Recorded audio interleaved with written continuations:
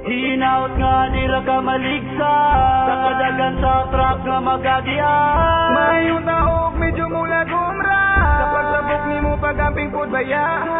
Hinaut nga nila ka maligsa sa kadagan sa truck nga magagian. Mayong taog medyo mula gumra sa pagsabok ni mo pagamping pod baya.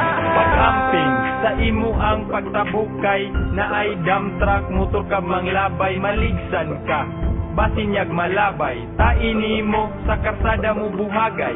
Kay importante, kakay girl apingan, way lami itsura ng imong kakay maligsan. Kay medyo bulingit na og baho-baho, basin unyag mo atras ako ang luso.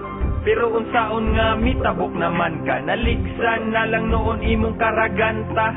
Sige unha pa na imong tindang tabako ang tae, nagkamurising sa bilang ko.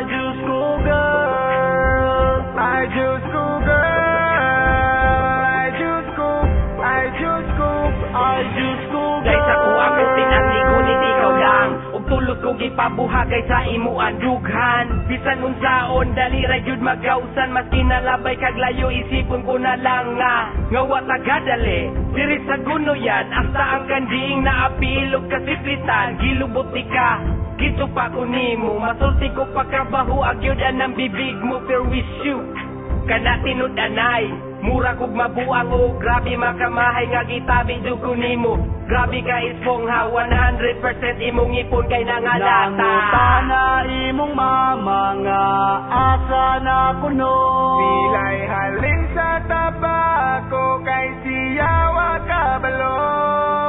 Nganong nibiyak ka sa iyang kiliran, ug nganong nitabuk kay ikaw naligsan. nagsikta ka gato, nagsawa pa ka naligsan. Agisa ka dangag, naglimugmug og dinuguan. Agi kalingon og lantawan, tintin sa dalan gabwagsan. Hinaut nga dira ka maligsa sa kadagan sa truck nga magagian. Mayong taog medyo mula gumra sa pagsabok ni mo pagamping pod baya. Hinaut nga dira ka maligsa sa kadagan sa truck nga magagian. Mayong taog